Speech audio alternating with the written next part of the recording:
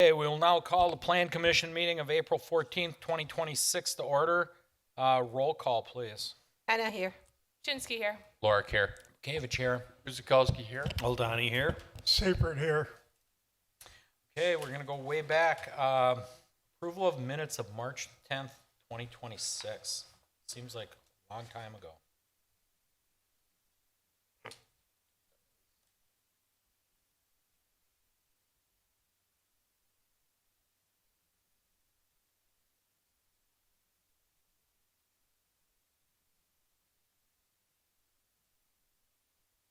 Oldani moves to approve the minutes for the Oak Creek Planning Commission meeting of Tuesday, March 10th, 2026.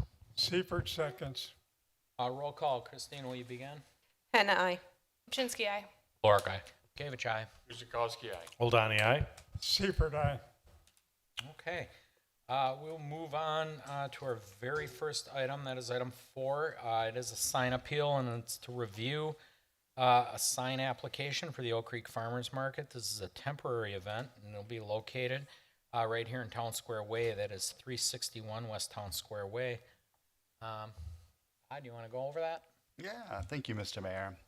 As you mentioned, this is for the farmers market, and they are looking to have their temporary sign out there for the season. They are needing, though, and seeking a variance. Our temporary sign standards do have limits as far as the height of the sign, duration of the display for that sign. So they're looking for a variance from those standards. Their request is for the sign to be 7 feet 10 inches tall and to display it from mid-April through October, so a maximum of 192 consecutive days. And this is what they're looking to do, is the same sign that they've done for the last, this would be the 4th year with the same sign. That would be in the northwest corner, pretty much right here. This is, I think, the old sign they used to use, but that's going to be the location of it. And so, as I mentioned, there's 2 sections here of our code that they're looking for variance from. One is that for duration of display of the sign, for the most they could have it out there under our code would be 44 consecutive days. Again, they're looking to allow it to be out there for 192 days. That's the duration of the farmer's market. And then also, the standards would only allow a 6-foot sign. They're looking to have a 7-foot 10-inch sign, which is the sign they've been using and would like to continue to use that sign. So looking for variances from those standards of code. So again, this is what, if you recall, you've seen it for the last few years out there. This is to the right is what the sign looks like. The dimensions of the sign, noting its height, 7'10", 6 feet wide. And again, location of where the sign is always placed at that northwest corner of the square over here in Drexel Town Square. So I have the suggested motion on the screen for you. Otherwise, the applicant's here to answer any questions. Okay, wonderful. Does the applicant want to say anything or wait upon questions? Anybody? The applicant. That's okay. Happens sometimes from time to time. We'll go right to the council and we'll just lay it all on Todd to answer. How's that? Christine, anything? I have no questions. Ashley? No questions. Greg? No concern. Never received any complaints about the sign that's been up every year for the farmer's market, and it seems set back far enough that it doesn't interfere with the corner there. No issues. Okay. Chris? No questions or comments. Don? Brad? No questions. No, I have none either. You know, it may be time to consider permanent signage there. You know, for various things within the city, that could be utilized by health departments, library, and DPW, and things of that nature. Not on the agenda, but maybe just thought for the future. You can like a digital one It could be, and it's really up to our engineering staff, because digital also brings distractions driving, and it's kind of a clumsy intersection there. Again, I'm not a traffic expert, but that could be a drawback. Actually, he's looking. So, anyways, if there's no further discussion, motion, please. Seifert moves that the Plan Commission approves the sign variance allowing a temporary sign 94 inches in height to be displayed for 192 days on the property at 361 West Town Square Way with conditions. Oldani seconds. Roll call, beginning with Ashley. Kupchinsky, aye. Lorick, aye. Bekavich, aye. Guzekowski, aye. Oldani, aye. Seifert, aye. And I. What's that, Chris? Conditions or no? Yeah. So there's 3 conditions. Yeah, you, We didn't read them. okay. Yeah. Sorry about that. They were further in the report, but up on the screen as well. If you want, I mean, we can amend it, sure. So let's do a motion to withdraw the last one. Is there, I'll move to withdraw the previous motion. I'll second. okay. Just do a quick roll call. Ashley? Kupchinsky, aye. Lorick, aye. Bekavich, aye. Guzekowski, aye. Oldani, aye. Seifert, aye. And I. Okay, now we'll re-motion with the conditions. I know, I was.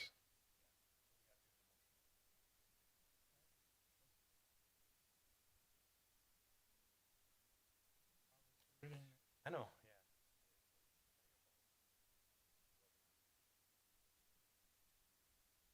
Aye.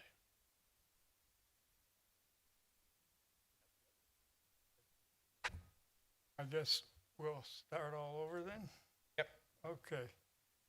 Seifert moves that the Plan Commission approves a sign variance following a temporary sign 94 inches in height to be displayed for 192 days on the property at 361 West Town Square Way with the following conditions. 1, that all relevant code DPSM UPDD requirements remain in effect, that 1 72-inch by 48-inch sign with a 94-inch height temporary ground sign with 1.5 feet by 6 feet attached hanging sign is approved in location shown on the appropriate sign plan. Sign shall be installed a minimum of 10 feet from the property lines and right of way.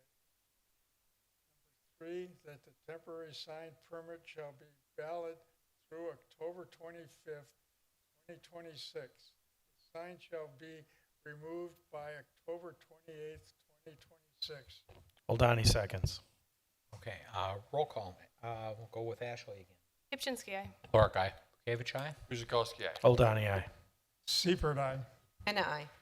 Okay, thank you very much, everybody. Thanks for catching that, Chris. Appreciate that.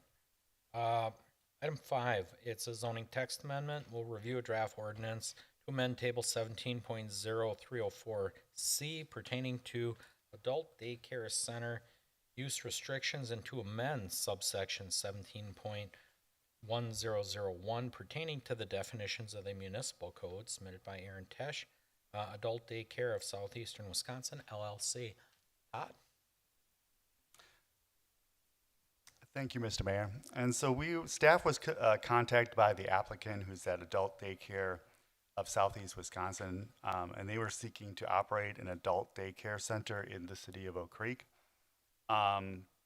However, our current zoning code, Chapter 17, does not list adult daycare center as a use in the table at all, and that's in that table 17.0304C.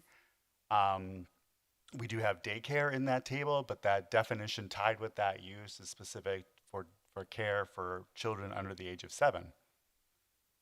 So the applicant is requesting that our zoning code is amended to add this adult daycare center as a use on the table.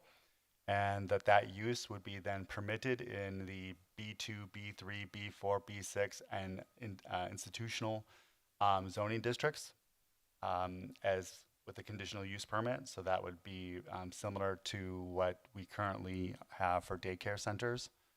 And then also to modify our definition section of that code to add a definition for adult daycare center, which is an entity that provides services for part of the day in a group setting to adults who need an enriched health, supportive, or social experience, and who may need assistance with activities of daily living, supervision, or protection. So I know the applicant's here for this one. If you do have questions more about what they do or their request, otherwise I have the suggested motion on the screen for this. I will invite the applicant if they want to make a statement, or they can wait on questions. Sir, we'll just need your name and address. My name is Aaron Tesh from 2039 South 59th Street in West Dallas, Wisconsin, 53219. So just to clarify a little bit, we are Adult Day Services of Southeast Wisconsin. We've been operating for approximately 10 years, or 12 years, sorry, I apologize. We're currently running a program at the Willoway Grant Center in South Milwaukee, and our lease is coming to an end, and our time there is coming to an end with the county. We are a tenant of Milwaukee County in the park. Currently, we're operating a program there. It's a rec leisure-based program, so our participants are with us for about 6 hours per day from about 8:30 to 2:30. The traffic is fairly light. Our program focuses on community experiences, also along with daily activities in the center. We serve about between 30 and 40 people per day in that location, and we're hoping to not disrupt any services coming from South Milwaukee and going into Oak Creek. Hopefully, Okay. you find that as suitable. Wonderful. Great mission. Great mission. I'll open it up to council for questions. Fred? Yeah, I just have one. Is there a state requirement for you people as far as running and operating a daycare center? So the closest thing that we're regulated to as far as adult day is adult daycare center. Our program focuses on adults with developmental and intellectual disabilities ranging from 18 and over. So we are contracted with the the health and home and community-based service waiver program, and we are an authorized provider through that program, and we are regulated through the state. We have to make benchmarks for that. To provide adult day services in the state, we are not required to be licensed, but we will be licensed in this facility. Thank you. Don? I have no questions. Chris? No questions. Greg? No questions. I think it's an important business model and important amenity for the city to have. So thank you. No questions. Thank you. Actually, I have a couple questions here. What is the age group? It is 18 and over. I believe our oldest participant that we're serving right now is in their late 70s. Okay. So everybody, nobody is in crisis. Nobody is in having dysregulation or it's not an emergency crisis center. Okay. So does anyone have specific medical condition that you are overseeing, or just like? Yes, they have diagnoses that they're living with, yes, and we do monitor that with our case managers, and actually the majority of our participants are serviced by the family care program, so they're provided case managers and nurse managers also, so we are more of a monitoring and making sure that people are well and taken care of. So we work with a lot of local group home providers, a lot of families, a lot of people who are living independently in the community. So a lot of different situations. So if anything's not right, we definitely sound the alarm.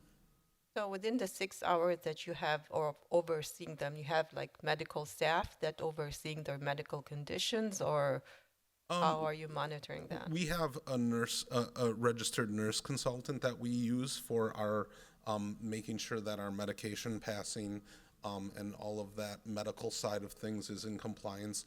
But currently, we do not provide any active medical treatment at the facility. So how are they taking their medication? It's prescribed by a provider, by a physician, and we obtain those orders from the provider, and then we keep them on record. We also have oversight as far as with our registered nurse, and they give us the orders. We follow the orders, and we document that on their medication administration record, and making sure that everything is given, and that is audited quarterly. Sure. What is your capacity of your facility? We currently we're operating between 30 and 40 daily participants. We top out at our grant center at 50. We're hoping that we're going to be topping about 50 if that's possible. It all depends on the facility. You know, right now we're looking at a facility that's around 5,000 square feet, and we also have full-size vans, which we access the community daily in also. My last question is, are those participant or adults, are they driving themselves? Are they being dropped by their family members? Or they have special We senior do have some vehicles? participants that do drive, which is great. But also most of our participants have transportation through transportation providers or their families or their group homes. So you accommodated for some parking for those adults? So you have enough space for them? There's plenty of space for that. Okay. I think we have more employee cars than we do participant cars, so. I just want to mention too, so at this point, we're adding this as a use on our table. Certainly it would be a conditional use that would be needed. So when they've selected their site, they would have to come back to Plan Commission, right? And with a conditional use permit and be getting into those specifics on Okay. like how much parking, how many employees, how many, all that stuff that you normally see, Okay. like nitty gritty of their operations. So right now, we're just adding this as a, as a use that's Zoning. permitted with a conditional use, but we'll see them again and they'll have all those details for us. Okay. Yep. Thank you. Mm-hmm. I don't have any questions. I said it's a great mission. This is one of the things when we redo our zoning code that, we can't think of every single detail, and we just kind of lump the phrase daycare together, and most people tend to think of young much needed. So, thank you for considering that. Thank I you. have no problem making a change. Yep. One question for Todd.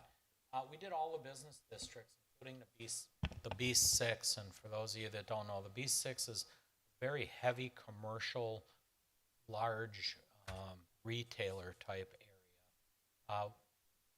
Any particular reason? Well, we were trying to mimic what was for daycare centers. Okay, So since it was a conditional use for daycare centers, under Okay. 7, Sure. we just went with that okay. to have it be the Okay, same. makes sense. It just Yeah. seems like, given that property and everything that goes on in those B6 districts, it might be rather a small facility in a very large area with heavily traveled. Yeah. Or it's on some other bigger development. Yes. Who knows? But Okay. yeah, Just we were wanted to know. we were the just thinking. going along with to be similar to daycare. Okay. Sounds good. If there's no further questions or comments, motion. Oldani moves that the Plan Commission recommends to the Common Council approval of an ordinance to amend Table 17.0304C pertaining to adult daycare center, use restrictions, and to amend subsection 17.1001 pertaining to definitions of the municipal code. Guzekowski will second. Okay, we have motion and a second. Roll call, starting with Greg. Lorick, aye. Pavich, aye. Guzekowski, aye. Oldani, aye. Seifert, aye. Anna, aye. Kupczynski, aye. Okay. Very good. Good luck, sir. It's item 5. We are down to item 6. That is site and architectural review of single-family attached residential development at Hayday Oak Creek Phase 2. These are the properties located at 2263, 2301, 2321 West Putes Road, and a portion of 8830 South 27th Street. Thank you, Mr. Mayor. So yes, you all are familiar with this project here, being Phase 2 of Hayday of Oak Creek. Back in late January of this year, they came before you and they were seeking an amendment to the comp plan to change the future use over there to single-family attached, to amend the official map to eliminate some roads from that future map, official map, to have the property rezoned to RD1 for two-family, to amend the PUD that was at that point just overlaid over Phase 1, but to expand it to include Phase 2, and also to for a CSM to realign, to reconfigure the parcels over there to create a single site, single parcel for this development. So those items all went to Common Council mid-March, March 17th, and Common Council did approve each one of those items. Though the CSM is yet to be recorded, but it was approved.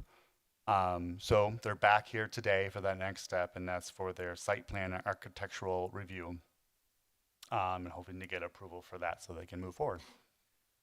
So again, as I mentioned, their zoning is the RD1, and the plant, and they have the PUD, which was an extension of the existing one that was covering Phase 1.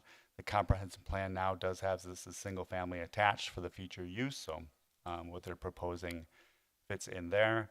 And again, this proposal is for Phase 2 of Hayday of Oak Creek, a single family attached residential development. And the parcels impacted are here shown in red. But looking closer at the site, the actual site for Phase 2 will be just a little over 18 acres. It does have a wetland area in the southwest corner of the site. You'll see that on the next site plan, but they will not be encroaching on the wetland at all. But so right now it stands, it's the 4 parcels, 2 of which are undeveloped and pretty densely vegetated. The 2 in the northwest of the site do have existing single-family homes of who they have sold to developer, and this will be part of the Phase 2. So looking closer at a little bit closer at the site plan for Hayday Phase 2. So as you recall, this is going to be 13 single-family attached buildings. 10 of those are going to be single-story structures, pretty much exactly like those that you see in Phase 1. But then along West Putes, you're going to see 3 two-story buildings that are going to be clusters of 5 units. Within the development, it's all private roads, 24 feet wide each. They'll also be providing guest parking within the development, a total of 34 guest parking spaces, kind of, in various areas throughout the development. There will be 2 access points to this development, one being off of West Putes in the northwest corner, and then also there'll be a road connecting to South Apple Creek Drive, where Phase 1 also connects up to Putes. So there'll be those 2 access points from public right away to this development. Within the development, there will be sidewalks, 5-foot wide sidewalks, both within the courtyards of the development and also along Putes. The development will also have a structure, an accessory structure in the southeast portion, for a garage, for maintenance equipment, storage, and then also the stormwater pond will be located on the eastern portion of the site, and they'll be working with Ashley, who said there's no concerns so far with stormwater. A nod. So looking closer at the buildings there, you have, like I said, that you have this 2-story buildings along Putes, which are 5 units each. Each of those have 2-car garages with also a driveway that fits 2 cars. With those driveways are 22 feet deep. So each unit will have 4 parking spaces. And for that, you'll have 15 total units for those 2-story. The single-story buildings, which there's 10 buildings there, there's 2 4-units, 5 6-unit, and 3 8-unit clusters of those buildings, and you can see those here on the site plan in different colors. So there'll be a total of 62 single-story rental homes. So all combined, there will be 77 new total units for this phase 2, with a gross density of a little bit over 4 units per acre for phase 2. And then, as I mentioned, there'll be the accessory building in the east-south portion of the site, and that will be a 600 square foot garage that is almost 17 feet tall, 16.7 feet tall. And I should also mention that the units will range from 1,200 square feet to a little over, well, almost 1,800 square feet, 1,746 square feet. So that's going to be the range for the size of the units themselves. The smallest being the 2-bedroom and the largest being a 3-bedroom.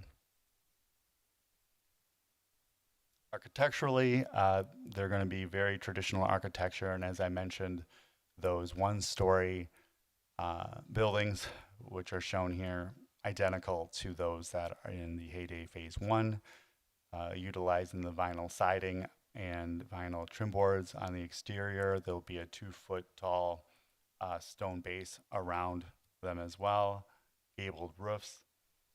Also, there will be installing 6-foot tall privacy fences in between the patios, which is, I believe is what they have in phase 1 as well. The 2-story buildings rendering shown here, again, the traditional architecture. They will be utilizing a little bit of vinyl siding, but much more heavier on the stone and masonry for these buildings, especially those the elevation facing Putes, where, you know, in total will be the five bump outs, but the bump outs that are facing the three of the 5 bump outs will be masonry or stone. And then the end units for these buildings will have wraparound porches as well. And again, gabled roofs with asphalt shingles. And then, as I mentioned before, there will be the accessory structure or the garage. Also similar architecture, very much more so matching that of the 1-story buildings with the vinyl siding and trim, the 2-foot tall stone base, gabled roof. They'll also have a garage, a nearly 11-foot tall overhead door facing north, facing the private road, and then also a man door facing that, facing the private roads as well. 2 windows on either side of the garage. So should look good.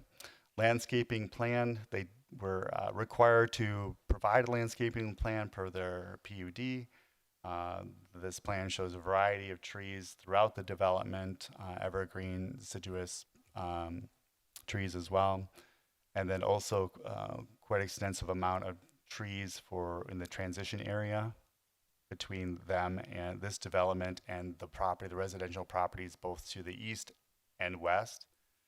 In addition, they will be having a fence or erecting a fence, a PVC fence 400 linear feet from the north west corner of the site south to give further privacy or barrier to the residents to the west. And then in addition, they'll be planting trees along the northern boundary here, along Putes, to provide screening to Putes and also those neighbors that live across the street. And specifically, they'll have trees there that will grow up to 60 feet tall, anywhere from 25 to 60 feet tall along that property line. Otherwise, the courtyards throughout the development are going to be lawn with mulch planting beds around the building foundations. You'll note that there's an area in the southeast as well that had been cleared as a staging site for phase one. This area is within the sewer pack delineated secondary environmental corridor. So they're currently working with sewer pack right now to determine what vegetation they should plant there to enhance that area. Unfortunately, with the speed of that collaboration, we don't have that plan yet, but you'll see as a condition that they are required to update their landscaping plan once they've come to that agreement with sewer pack as to what would be appropriate for that location. So that is to be determined at this time.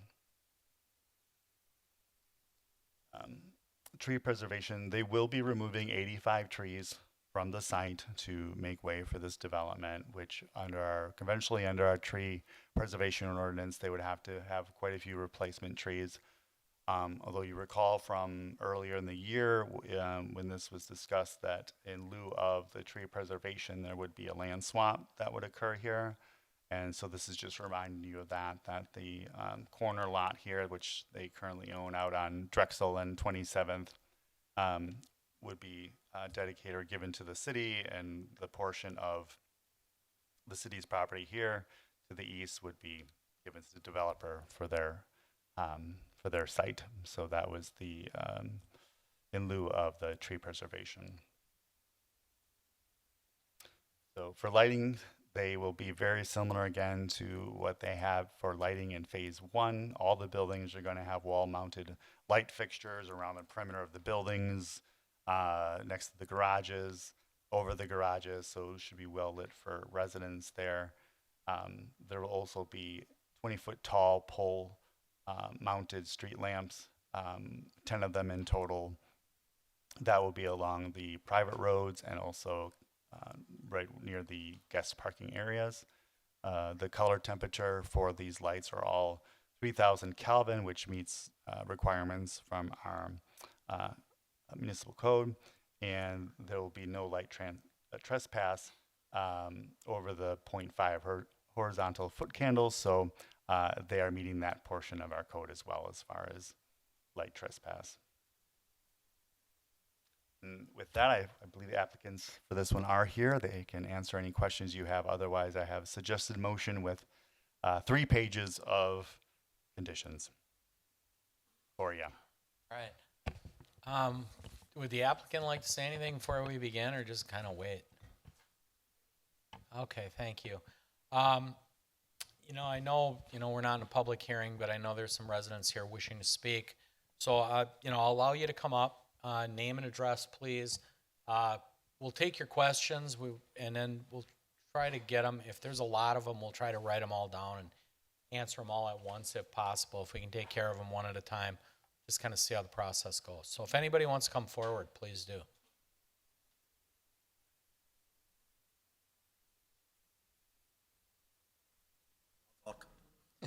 Adam King, 2315 West Vista Bella Drive, Oak Creek, Wisconsin 53154. I've talked about the road several times. If we could go back a picture or two, is that okay? Let's go back one more. And maybe one more. Maybe there's a couple more. You want to see the one with the landscape on Putes, I think, right? Yeah, that one. One more. So we can see where they're, back one. We can see where they're looking at building the road that connects to Putes, and that's always been my concern. I always did not want that road there because I live directly on the other side of the street there. I think traffic coming out of, I don't remember the other side of the street. Is it Apple, at the other end? Is that Apple Creek? That other end here, we know it's bad there. Adding these 2 intersections, I just don't like it. I don't want it there. 1, because it's across the street from my house, and 2, I think it's gonna just cause more problems, honestly. I would love to see a traffic circle or red light, something at Appleton, and just make that Apple Creek and make that the only intersection. That's my main concern, and I don't know if there's anything that's going to happen with this. And I don't want to speak for our traffic engineers because they are the resident experts, but when our head engineer was here, he did indicate they don't like offset roads. Get that. For sure. They want those things to line up in case it ever become a four-way stop or arterial stop. As far as a circle goes, and again, I'm not a traffic engineer, it takes a great amount of land. And given what the topography is, I don't think the possibility of that would really happen. I can't guarantee it would never happen, but I'd say at this point in time, that is probably a pretty good lock to say that road's going to exist the way you see it. Ashley, you want to? Yeah, I agree. So a TIA was completed for this project. Existing traffic was looked at. The future traffic with this development was evaluated, and at this time, we agree with what is currently being shown. Rubber stamp that's gonna go. It is part of the plan, and if our traffic engineers are saying this is our safest option, yes. I don't want to say rubber stamp, it really depends on this group, and once again, it'll go through council as well. So, there's always, could be a change, but the recommendation from traffic engineering is this is the safest option. Todd, you? Yeah, well, this is actually the approval Oh, body then, yeah. tonight for the site plan, so. Well, then if this group says okay, but my hunch is, if the traffic engineers are suggesting it, we don't tend to engineer on the fly. Just being honest with you. And I get it, and I told you, I assume this road is gonna get approved. I don't like it, I don't want it, but I understand development and bettering the community and making more access. I get all those things. I just don't like it. And I've said that every time I've spoken before Yeah. you. I did have the chance to speak to Josh, and Ryan said it last time. He's all for spending more money on landscaping along Putes, and I spoke to them before the meeting, and they said they'd be even willing. I'm here as myself, not presenting for Chateau, which is the community that we live in. They said that they would work with our side of Chateau and potentially doing more landscaping on our side to potentially help some of, if the road goes in, every single car that leaves that intersection is going to stop there and look directly at my house with windows that has no tree, shrubbage, blockage. They're going to do more on their side. They said they would be willing to do it on their side. If they'd be willing to say that on record, I guess I don't have much more to say or can do. Yeah, I can't speak for them, but if they come in Agreed. the intersection, hopefully the lights go up the road. And I know you're just to the east there, if I'm looking Correct. north. Correct. By the same token, your lights are shining on them.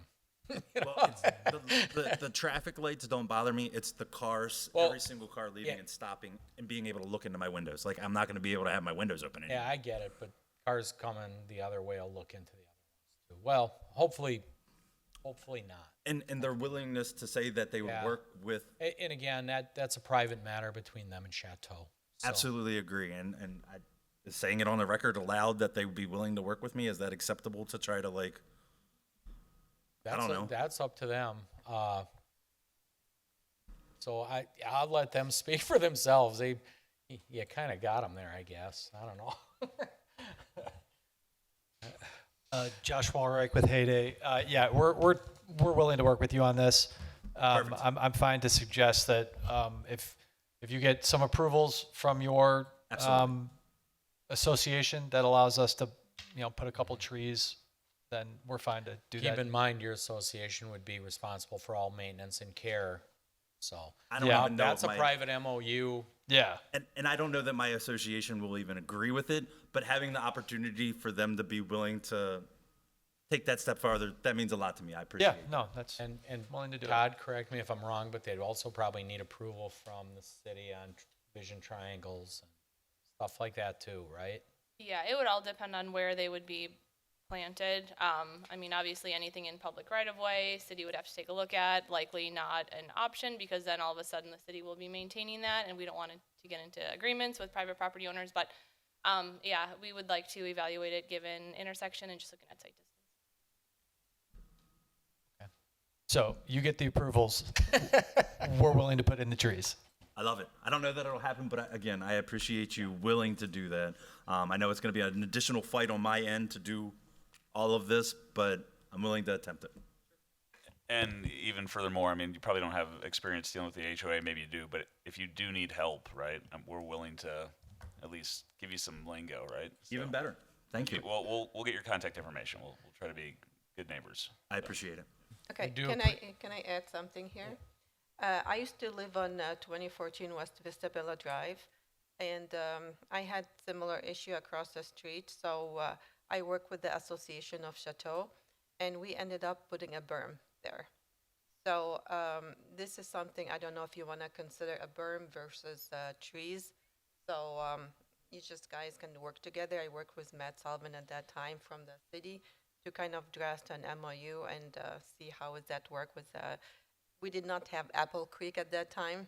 Sure. So I don't know, you can guys work with Ashley and see how that's gonna work for the traffic for that intersection. Sure. And this is just my sheer ignorance of not knowing the process. What do I need to do from this point to help assist them and Chateau so I know all of the points of contacts that I need to go to? Well, first of all, I would get with city planning and Okay. our engineering department. It's easy to say, let's do a berm, but then you start affecting stormwater and everything like that. It gets complicated. And next thing you know, the water's flowing into Chateau and they're like, you put the berm here. So City planning. start there. They know, they can plot out exactly where right of way is and the whole deal. And that's the best step. Okay. Going forward. 2014, we had a pond there, so that's why when we had the berm, it already drained into that pond, the existing pond. Hopefully they got approval. I'm You know, just giving from my personal Again, every experience. situation's a little different. The Yes. last thing we want to do is cause more problems. Yes. Agreed. So, Complications. just from the engineering, from that consultant, I believe, or the developer, they would have that capacity to look into it and check the drainage and maybe put the extension pipes or something from that sort. So the developer will be able to help you out. And they sound very willing, so Yeah, Yeah. again, I'm you know, happy. we don't like to engineer on the fly, and I'm not an expert at any of this by any means, so we rely on our staff. We have really good staff. So my suggestion is, you know, you get with the staff, particularly, our planning staff, and all of that's here in this building. everything's right here. Okay. It's so convenient. Thank you, everyone. Thank you, guys. All right, thank you. Anybody else before I go to the commission? Okay. I just weighed in on that. I used to live across the street in that chateau, and I have no further question. It's just the intersection, the traffic volume, and Ashley mentioned that they did the traffic impact analysis. And it's four-way stops or like two-way stops? It'll be a two-way stop, so traffic on Putes will not stop, but traffic approaching Putes will have stop signs. And there is a different access from Chateau, so if they cannot access Buttes, they can just use 37th Street. There's a couple. Yeah, they can get through the subdivision. Exactly, so Chateau are not gonna have impact. That's all, thank you. As mentioned earlier, stormwater is required. We have started that review process already preliminarily. Additionally, a development agreement will be required. It will look very similar to phase one. One big difference with phase one, there was the public roadway portion. With phase two, there is not a public road, but there are public utilities. So development agreement will be required for those public utilities. That's pretty much it from engineering standpoint. Greg? First off, just appreciation.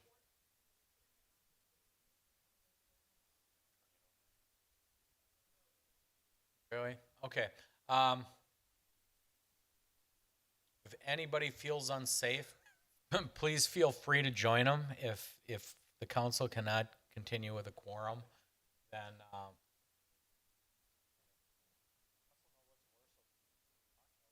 Warning's worse. It means likely. did she say a watch or a warning? Watches. Oh, okay. Instead of warning. Not a watch. Tell you Warning what, is we'll worse. continue on and then we'll just send you outside later. Just kidding, people. Go to your car. I'm gonna get crushed for that one. You know? Okay. Greg, you got the floor. Real quick, just to heyday, appreciate you so willing to work with the neighbors on this. I wish all development was this way. It seems like you've made changes with the fencing and the heavy landscaping on the north end. As far as the roads and traffic, this isn't my district, but just north of Buttes is my district. I tried to relay the concern with the road and got shot down by engineering about lining them up. I've requested a traffic study already on Buttes because I hear the traffic impact on Apple Creek. I realize this is just going to increase to some level with that. So for what it's worth to the residents that have the same concerns as I do and many of my neighbors in that neighborhood, hopefully once this is fully built out, we could do another traffic count on Buttes because the hope was to get a four-way stop, and I'm not an engineer or a traffic expert.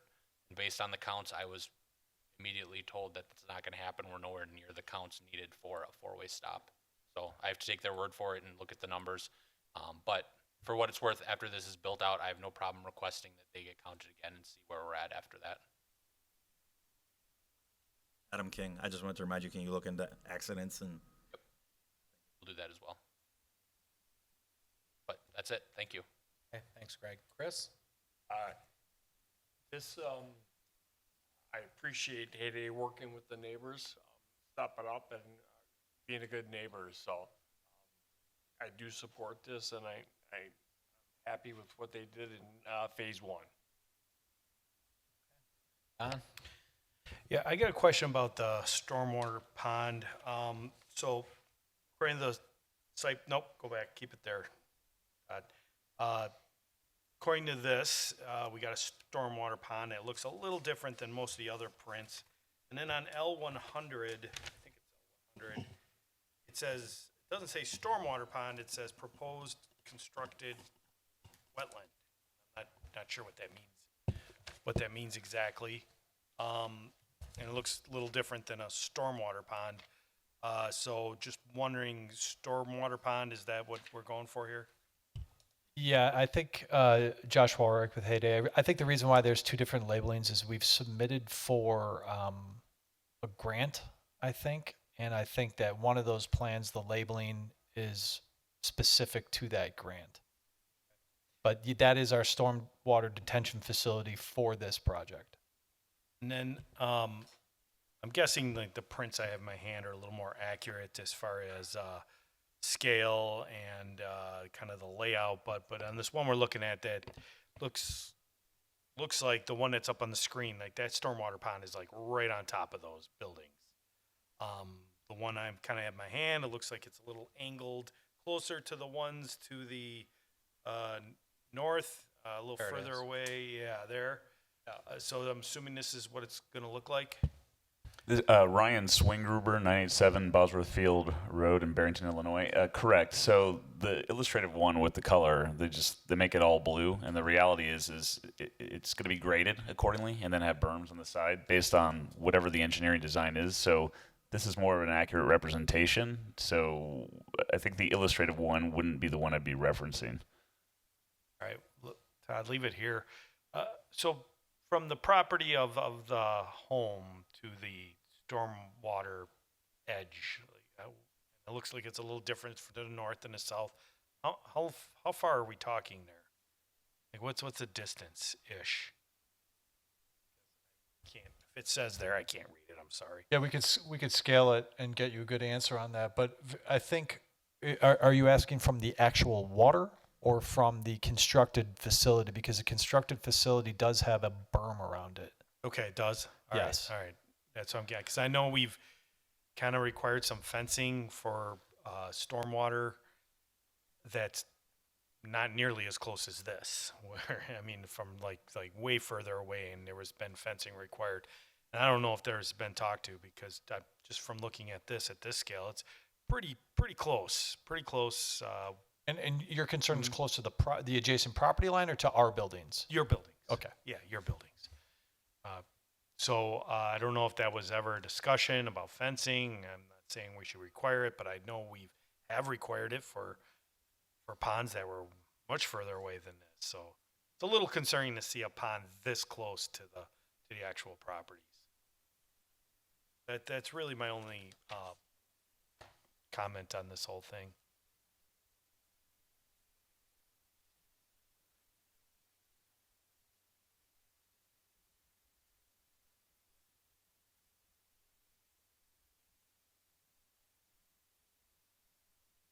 Okay.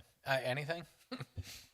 I mean, I think what I would say is, candidly, if that is a concern and that comes from the marketplace and the renters, and I was just speaking to Josh, apologies, not to the mic, but we have a fence that's been put in on phase one nearby one of the retention ponds. So I think it's one of those things that if it is a concern of the residents, we'll respond accordingly. I don't think it was required from a design standpoint.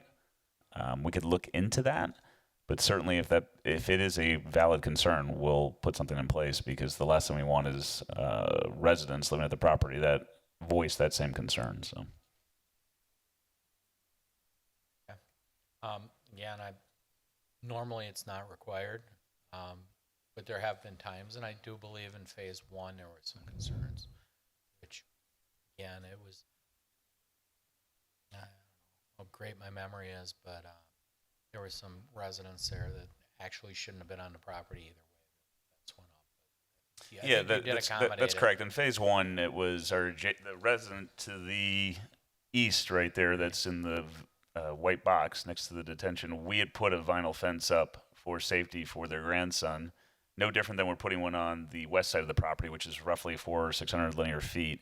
And that was at the request of that resident that we met at the public meeting. So I guess what I'm saying is, at the end of the day, if there is an issue, we'll take care of it, because we have a past history of it. And like I said, we're going to do whatever the renters at the end of the day dictate, kind of, some of those decisions. John, you still got the floor. That's it. Okay. Fred? Yeah, I just have one question about the street on the south side. Does that plan to go all the way through to 27th Street at some time? No? No, there's no plans to go through to 27th, because there's actually I don't know if we'll have the plan up here that shows it, but you're not allowed to have a curb cut on 27th at that location I think it's a state road, and so you couldn't have access there.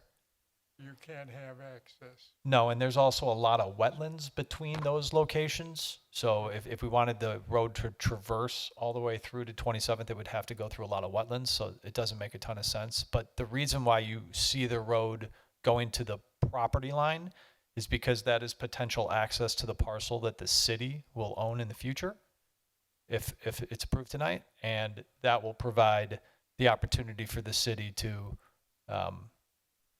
program that parcel and have access to it, because they can't have access off of 27th. Thank you. That's Fred? That's it. Okay. Well, most of my concerns were pretty much answered. Of course, of speaking about Putes and the vegetation that'll go there. I ain't gonna beat a dead horse, but Putes is a very low wet area. I mean, it's evident by the culverts there. Get those rains.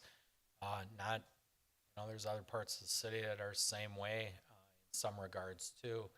And hopefully when a development such as this goes in with a large stormwater pond, it may actually improve some conditions there, hopefully. That's always the design and the hope of it. Hopefully could see some improvements there. I know, when's the last time Putes was flooded, but it does happen periodically from time to time. We used to have that on Drexel too. So as Greg said, the traffic counts will be monitored as things progress, but as Greg said, we have to really trust in our traffic engineers at this point in time. So as long as all those agreements are in place, okay. So we're good. 2 entry points. And again, Apple Creek could absorb a lot of that traffic as well. If you live on the southern end, you may very well utilize that, particularly if you're going to the east. We'll see what comes of it. Any other discussion or questions? I do have a question. For this detention pond, what is the depth of it? I see the grading there. What is the slope of that? It's a little hard to read. You're showing the level of grading. What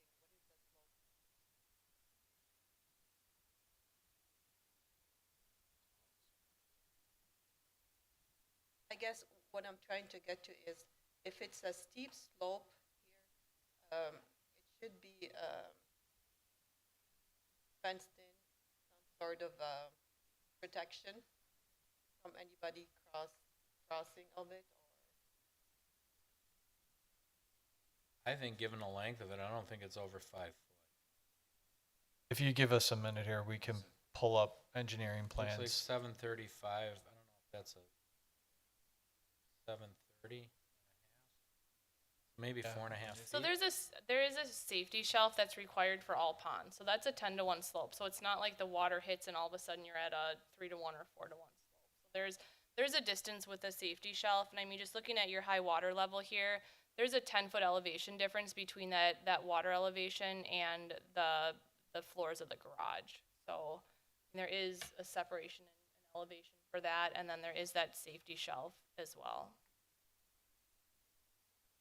I would strongly recommend putting like some sort of a fencing. It doesn't have to be all the way surrounding the detention pond, or retention pond, I should say. But it's just a way to prevent any outsiders of accessing that and any accident of drowning or cars or anything. Would heavy landscaping be acceptable? It Additional depends- trees? It depends how the spacing between Sure. trees or shrubs. It depends what kind of landscaping. Yeah, I mean, I think the idea would be we can work with staff after the fact and try and figure out something that will meet those requirements. But with landscaping, the intention would be something that's difficult to get through. So like, I've done in a previous project, we've put thorn bushes around around the perimeter that have, like no one wants to go through those. Exactly, because I hate to say this, but I don't want to go through guardrails. I know it's a low speed out there, 35 miles per hour or something, but shrubs, not like maybe 4 feet or something, shrubs that will prevent any cars from going through it, maybe just getting through that, especially in the snow or slippery, going through down the falls. I don't know. I think you have a better chance sliding off on Putes and going in a ditch than you do that pond. But, my comment is if you're going to fence it, you got to do it all or nothing. I wouldn't recommend a fence. The shrubs would be a better approach than fencing. And with the recent one, we did split rail separation, Yeah, I get it. like not a But solid again, fence, but it's quite a distance. You want to see it maintained in the end, anyways. Right, and I think we can work, I mean, if you're willing to let us work with staff, and if staff ends up agreeing that something needs to be put there, after we get, look at the plans, I think we're willing to work with staff and decide if something is there, we can figure out a good solution. Ashley knows what I'm Yeah. talking about. We're happy to work with Ashley on that. Okay. Yeah, my main concern is children. I'm not worried about cars going flying in there or adults. It's just children, and I think whether it's bushes or whatever it is, keeping a ball from going in there, and then the temptation to try to go to retrieve the what kids are. That's my main concern. I think if you can, if somebody really wants to plow through bushes and climb down there, I'm not sure you can do much about that, but yeah, keeping balls and toys from falling in there and removing that temptation to climb down there or try to retrieve it, or just if you have heavy bushes, you don't see it, out of sight, out of mind type of thing, something where it's just not there staring you in the face, or any football can fall in there. That's my main concern. I'm not too worried about cars or even adults for that matter. It's just children seem to, let's face it, if something's going to happen, it's going to be with a child. That's my concern. One more thing, Adam? So all these roads are private, right? Yes. You're reacquiring, Yes, everything is private. you're reacquiring that corner lot on 27th and Putes, the city. Correct. In the land swap, we will. There's no curb cuts on Putes or 27th allowed? Well, on that lot that we're obtaining, Yes. I can't answer that. I highly doubt they'd give us one on 27th. Ashley, maybe you can help me out a little bit. Yeah, there would not be anything allowed off of 27th Street. That's all jurisdiction of DOT, and access is restricted at that location. My only concern is, I know it's way far off, you have nothing on your radar to build there, but if you can't cut roads there, wouldn't the only access be via their private road? And I'm sure they'd be willing to work Yeah. I think one allowing, of the conditions is that there is a easement granted to the public over the roadway to allow for access at that location. So I think it's one of the conditions to this approval. perfect. And I don't want to get into it. We're getting kind of off the agenda because we're on that lot, but it's my understanding there's a lot of wetlands there, and there were challenges developing it because it's a prime corner, and that's why nobody's touching it now. Yeah. And if you really look at it, our thoughts is right now, at least while I'm here, It's gonna sit. keep it natural Yeah. or turn it into a natural dog park or. And that's why I'm something. asking just for the sake of, if that's the only way to access it, we'd If be that going would on. happen, the access would have to come from Putes and we'd have to provide parking, but that's way out there. Just wanted to mention it for my edification too. Okay. All right. If there's nothing further, I'll ask a brave soul to do the motion with all those conditions. All right, I'll do it. Suggested motion that the Plan Commission approve site and architectural plans for a single-family attached residential development located at 2263, 2301, and 2321 West Putes Road, and a portion of 8830 South 27th Street with the following conditions. One, that all relevant code requirements and conditions of the planned unit development remain in effect. Two, that the certified survey map approved by Common Council on March 17, 2026 is recorded with the Milwaukee County Register of Deeds prior to the submittal of any building permits. Three, that the existing 30-foot access easement from South Apple Creek Drive is vacated and a new 30-foot access easement over the proposed east-west private road from Apple Creek Drive to Lot 2, 8830 South 27th Street of the proposed CSM is recorded with the Milwaukee County Register of Deeds prior to issuing any permits.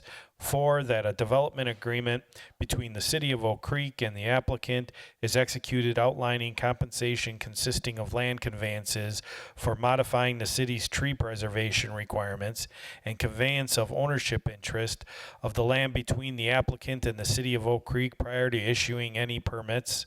Five, that a revised landscape plan submitted by the Community Development Department with direction from the Southeast Wisconsin Regional Plan Commission, incorporating plantings within the SEWRPC delineated secondary environmental corridor prior to the submittal of any building permits. Six, that the revised plans be submitted showing all mechanical equipment, transformers, and utility boxes, ground building, and rooftop visible from any public right-of-way or adjacent residential properties being screened from public view. Seven, that all stormwater requirements are coordinated with and approved by the engineering department prior to the submission of permit applications. 8, that all revised plans, site building, landscaping, etc. are submitted in digital format for review to the Department of Community Development prior to the submission of permit applications. Guzekowski, second. Roll call beginning with Chris. Guzekowski, aye. Hold aye. Seifert, aye. And I. Kupczynski, aye. Lorick, aye. Okay. Before we adjourn, I always like to just kind of say a few things that are going on in the city. Coming up next month, May the 17th, it's going to be Goosey's Hunt for the Cure. It's an annual walk-run down at the lakefront, down at Lake Vista. We're helping to find a cure for Huntington's disease. I encourage you all to sign up, and I'll let you in on a little secret. If you do it before April 20th, it's a little cheaper than if you do it after. So we're hoping everybody will take part, and we set a new record down there to raise money for Huntington's disease. So if you can, and if you're streaming it at home, please take part. Great community event. So you're welcome. With that, brings us to adjournment. Seifert moves for adjourning adjourning the meeting at 7:05. Guzekowski will second. Roll call, beginning with Don. Hold-on-y aye. Seifert, aye. And I. Shinsky, aye. Lorick, aye. Kavich, aye. Guzekowski, aye. Okay.